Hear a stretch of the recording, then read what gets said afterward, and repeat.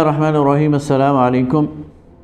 مستدرک حاکم میں حضرت جابر بن عبداللہ رضی اللہ تعالیٰ عنہ سے ایک استغفار کے الفاظ روایت ہیں، اور اس کے ساتھ ایک دلچسپ واقعہ بھی موجود ہے کہ ایک بدو نبی کریم صلی اللہ علیہ وسلم کی خدمت اقدس میں حاضر ہوا اور پریشانی کا اظہار کرنے لگا اور کہنے لگا، ہائے میرے گناہ، ہائے میرے گناہ، ہائے میرے گناہ۔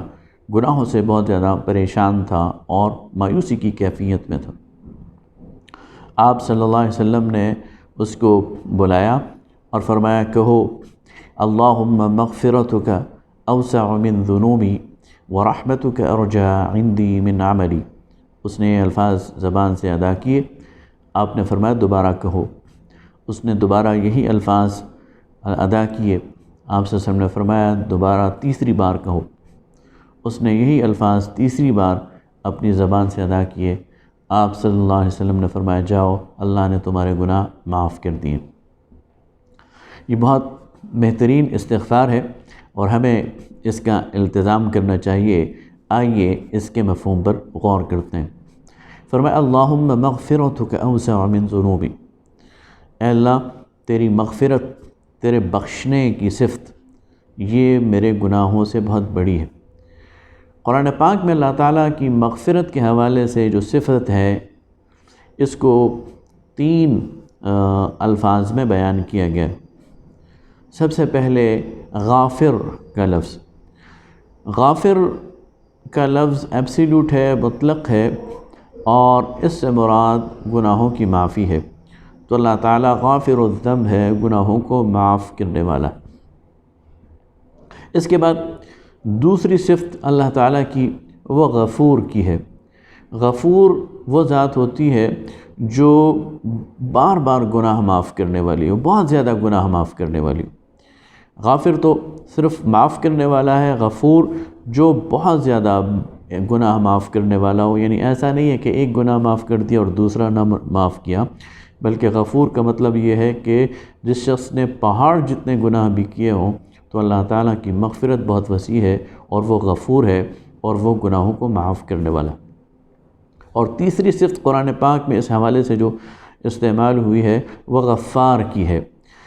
تو غفار کا مطلب ہوتا ہے بہت سارے گناہ بار بار معاف کرنے والا، یعنی ایک شخص بہت زیادہ گناہ گار ہے، وہ اللہ تعالیٰ سے معافی مانگتا ہے لیکن پھر گناہوں میں مبتلا ہو جاتا ہے، پھر اللہ تعالیٰ سے معافی مانگتا ہے، پھر گناہوں میں مبتلا ہو جاتا ہے، پھر اللہ تعالیٰ سے معافی مانگتا ہے، تو اللہ تعالیٰ ہر دفعہ اس کے آنے کو قبول کرتا ہے، اس کی توبہ کو قبول کرتا ہے اور اسے نامراد واپس نہیں کرتا، اس لیے کہ وہ غفار ہے۔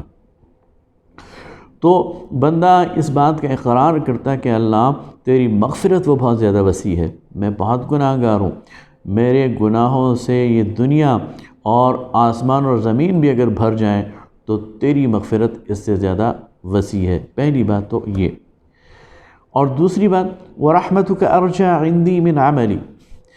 انسان اپنی عاجزی کا اظہار کرتا ہے کہ اللہ تیری رحمت اس پر مجھے زیادہ بھروسہ ہے، مجھے اپنے کسی عمل کا غرہ نہیں ہے، مجھے کسی نیکی کا غرہ نہیں ہے، مجھے اپنے کسی نیکی پر بھروسہ نہیں ہے۔ میں اگر کوئی نماز پڑھتا ہوں، میں اگر کوئی صدقہ کرتا ہوں، میں اگر کوئی خیرات دیتا ہوں، میں نے اگر حج کیا ہے، میں نے اگر کوئی حقوق العباد ادا کیے ہیں، تو ان میں سے کسی ایک چیز پر بھی مجھے اعتماد نہیں ہے کہ یہ قیامت کے دن مجھے چھڑا سکیں گے۔ مجھے اگر اعتماد ہے تو تیری رحمت پر ہے۔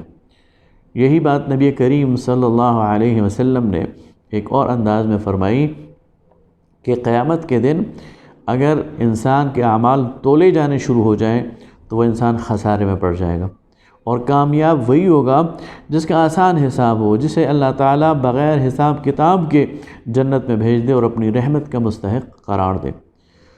تو جب سننے والے نے پوچھا کہ یا رسول اللہ کیا آپ کے ساتھ بھی ایسا عمل ہوگا، تو آپ نے فرمایا ہاں، مجھے بھی اللہ تعالیٰ کی رحمت سے امید ہے کہ وہ مجھے جنت میں داخل کرے گا۔ تو گویا انسان اپنی عاجزی کا اظہار کرے کہ اللہ میں نے جتنے بھی اعمال کیے ہیں تیری اطاعت میں، وہ تیرے حکم کی تعمیل تو صحیح، لیکن مجھے ان پر اعتماد نہیں ہے، مجھے اعتماد تیری رحمت پر ہے۔ تو اس بدو نے جب کہا کہ اللہ میری گناہ تو بہت زیادہ ہیں لیکن تیری مغفرت ان سے زیادہ ہے، اور مجھے اپنے رحمت پر، مجھے اپنے عمل پر اتنی توقع نہیں ہے اور بھروسہ نہیں ہے جتنا تیری رحمت پر ہے۔ تو نبی کریم صلی اللہ علیہ وسلم نے فرمایا جاؤ، اللہ نے تمہارے گناہ معاف کر دیے۔ آئیے دوبارہ اس دعا کو دہراتے ہیں اور اس کا التزام کرتے ہیں۔ اللہم مغفرتک اوسع من ذنوبی ورحمتک ارجى عندي من عملي وما علينا الا البلاغ المبين۔